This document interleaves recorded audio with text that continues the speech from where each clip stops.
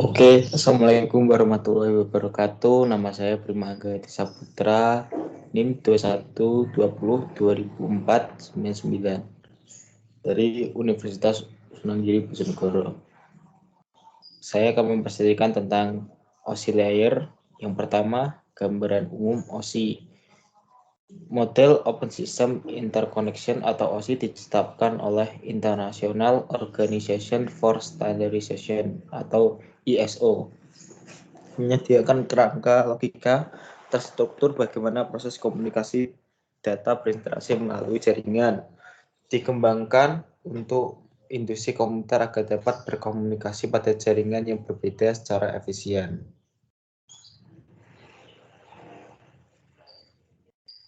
OSI layer dibagi menjadi 7 layer. Yang pertama, application, presentation, session. Untuk lower layer terdiri dari transport, network, data link, dan fisikal. Upper layer fokus pada aplikasi pengguna dan bagaimana file dipresentasikan di komputer. Dan lower layer untuk network, komunikasi data melalui jaringan aktual. Setiap layer bertanggung jawab secara khusus pada proses komunikasi data. Contoh, salah satu layer bertanggung jawab untuk membentuk koneksi antar perangkat, sementara layer lainnya bertanggung jawab untuk mengoreksi terjadinya error selama proses transfer data berlangsung. Open dalam OSI adalah untuk menyatakan model jaringan yang dilakukan melakukan interkoneksi tanpa memandang hardware yang digunakan. Sepanjang software komunikasi sesuai dengan standar, hal ini secara langsung menimbulkan modularity atau dapat dibongkar pasang. Modularity sendiri adalah mengacu pada pertukaran protokol di level tertentu tanpa mempengaruhi atau merusak hubungan atau fungsi dari level lainnya. Dalam sebuah layer, protokol saling dipertukarkan dan memungkinkan komunikasi terus berlangsung. Lanjut, pertukaran ini berlangsung didasarkan pada perangkat keras atau hardware dari vendor yang berbeda dan bermacam-macam alasan atau keinginan yang berbeda.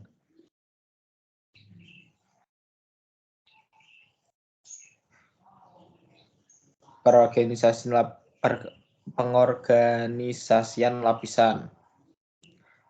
7 lapisan yang telah dijelaskan dapat dibagi menjadi 3 subkelompok atau subgroups. Lapisan 1, 2, dan 3 adalah network support layer atau lapisan-lapisan pendukung jaringan. Lapisan 5, 6, dan 7 merupakan user support layer atau lapisan-lapisan pendukung pengguna. Lapisan 4 adalah transport layer, yang maksudnya adalah lapisan yang menghubungkan dua subgroup sehingga lapisan user support layer dapat mengerti pesan yang dikirim network support layer. Apa yang dilakukan oleh layer OSI, 7 layer OSI? Pertama, aplikasi layer menyediakan jasa untuk aplikasi pengguna. 2. Layer ini bertanggung jawab atas pertukaran informasi antara program komputer seperti program email dan service lain yang jalan di jaringan seperti server printer atau aplikasi komputer lainnya. 3. Program aplikasi ini sering digunakan email atau www, bisa disebut juga World Wide Web, ED, Electronic Data Interchange. 2. Presentation layer. 1. Bertanggung jawab bagaimana data dikonversi dan diformat untuk transfer data. 2. Contoh konversi format teks ASCII untuk dokumen, GIF, dan JPG untuk gambar. 3. Layer ini membentuk kode konversi, translasi data, enkripsi, dan konversi. 3. Session layer menentukan 1. Bagaimana dua terminal menjaga, memelihara, dan mengatur koneksi. 2. Bagaimana mereka saling berhubungan satu sama lain. 3. Koneksi di layer ini disebut session. Session layer komunikasi dapat berlangsung dalam 3 mode dialog. 1. Simplex, data dikirimkan hanya ke satu arah saja. 2. Half duplex, data dikirimkan ke dua arah secara bergantian. 3. Full duplex, data dikirimkan dan diterima secara bersamaan. Jadi 1-3 ini mempunyai dialog yang berbeda-beda. Keempat adalah transport layer. Bertanggung jawab membagi data menjadi segmen. 2. Menjaga koneksi logika end-to-end antar terminal dan menyediakan penanganan error atau error handling. 3. Lapisan transport berfungsi untuk mencari jalur atau rute yang kosong untuk transmisi data. 5. Network layer yang bertanggung jawab menentukan alamat jaringan, menentukan rute yang harus diambil selama perjalanan, dan menjaga antrian trafik di jaringan. Dan data pada layer ini berbentuk paket.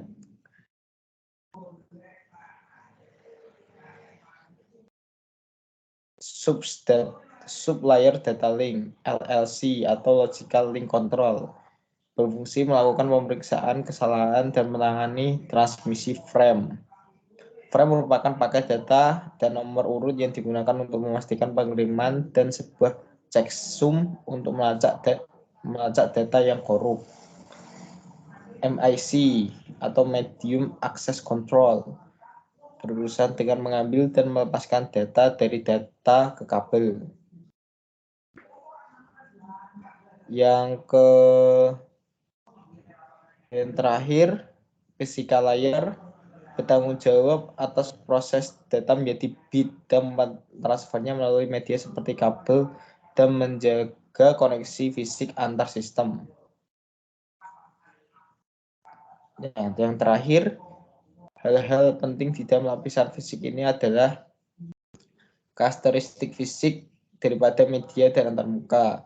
Representasi bit maksudnya lapisan fisik harus mampu menerjemahkan bit 0 atau 1. Juga termasuk pengkodean dan bagaimana mengganti sinyal 0 ke 1 atau sebaliknya.